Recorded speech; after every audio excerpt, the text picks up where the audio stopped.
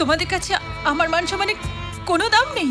সবার মুখে চুনকালি মাখিয়ে মান সম্মানের কথা বলতে তোমার লজ্জা করছে না? টুকুটা জেদের বসে এমন সব কাণ্ড ঘটাচ্ছে না, লজ্জায় আমি স্যারের কাছে মুখ দেখতে পাচ্ছি না। রজতের বাবা সব জেনে গেছেন? মনে হয় এখনো জানতে পারেননি। রজতের কথা মতো বর্ষণ করে যদি পাপটাকে বিদায় না করে, তাহলে তো যে কোনো মুহূর্তে জেনে যাবেন। তারপর বিলে ঝামেলার রেশ কাটতে না কাটতেই এই কেলেঙ্কারি। এখন স্যার যদি জানতে পারে, উফ, আমি আমি আমি আর ভাবতে পারছি না। কোথা থেকে যে কি হয়ে যাচ্ছে আমি কিচ্ছু বুঝতে পারছি না।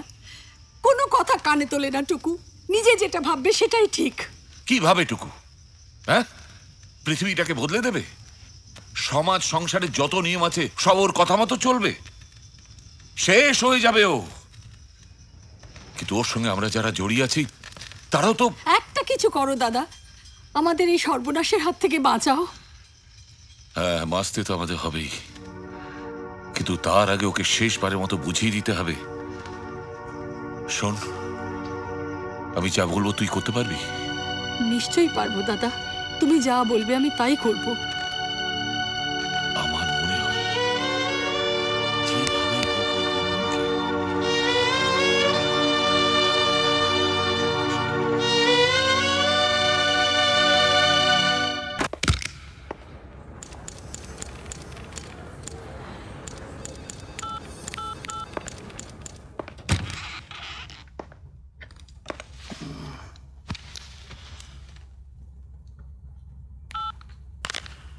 ইম্পসিবল। সব কিছুর একটা সীমা আছে। এরপর সব কিছু জেনে বাপি যদি রেগে যায়, আপনি তো বাপিকে চেনেন মামাবাবু, আমি কিন্তু হেল্পলেস। তখন কিন্তু আমার কিছুই করার থাকবে না। তুমি আর কি বা করবে? যা করার তো আমাকেই করতে হবে। আমি জানি যে টুকুর একটা মিথ্যে জেদ আছে, সেটাকে ভাঙতে হবে। তুমি আমাকে কটা দিন সময় দাও রজত, ওকে আমি এমন শাস্তি দেব যে তোমার কাছে সারেন্ডার করতে ও বাধ্য হবে। উঠি।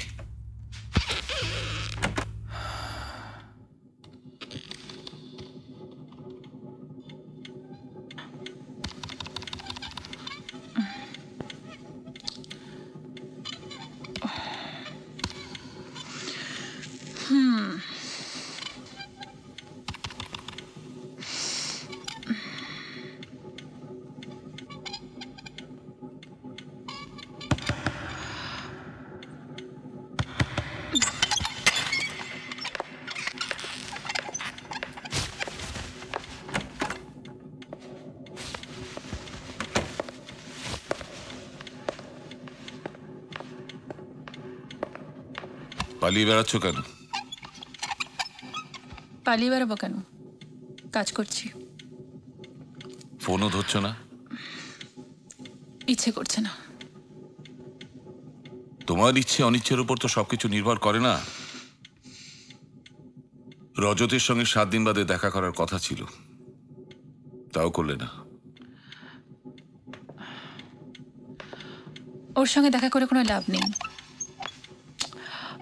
ও যা চাইছে তা আমি মানতে পারবো না।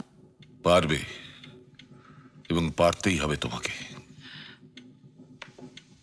না, তোমাদের আত্মসম্মানের জন্য আমি আমার নিজের সম্মান বিসর্জন দেব না। বিসর্জন দেবে না? না। তোমাকে আমি শেষবারের মতো বলছি, সত্যি যদি তুমি তোমার ভালো চাও তাহলে রজতের কথা শুনে তোমাকে চলতে হবে। তা না হলে তোমাকে আমি এমন শাস্তি দেব সেটা তুমি কল্পনাও করতে পারবে না।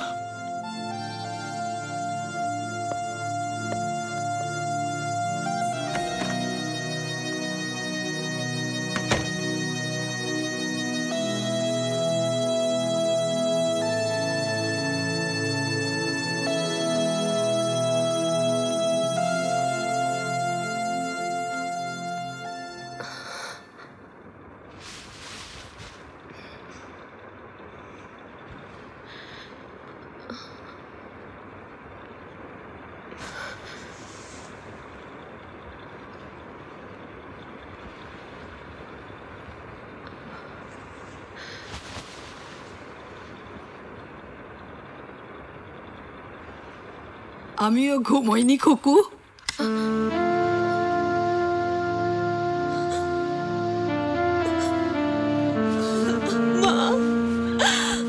মা, কেন তোমরা দিদিকে এভাবে শাস্তি দিচ্ছ মা? কেন? ওকে একটু বুঝিয়ে বলো না, ও সব মেনে নেবে মা, সব মেনে নেবে।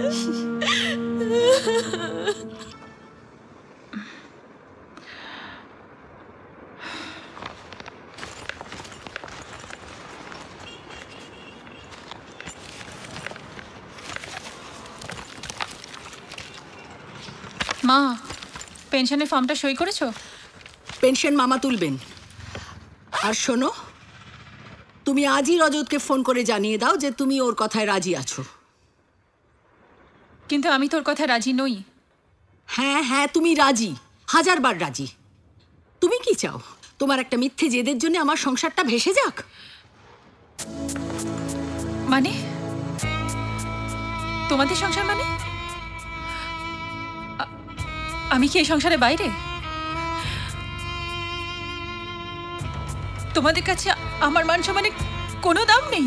সবার মুখে চুনকালি মাখিয়ে মান সম্মানের কথা বলতে তোমার লজ্জা করছে না? না, করছে না। আমি যা করেছি। কি? শোনো, তোমাকে শেষবারের মতো আমি বুঝিয়ে বলছি, মামা যদি সত্যি সত্যি রেগে যায় তাহলে যা কিছু করে ফেলতে পারে, এটা মনে রেখো।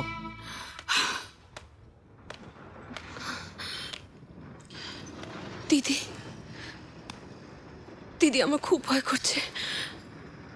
রজত দাদা বলছে তা মেনে নে না তুই। বিয়ের পর স্বামীর কথা মতোই তো চলতে হয় মেয়েদের।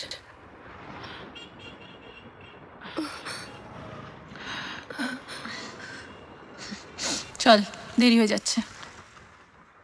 তুই যা, আমার আজ দেরিতে ক্লাস।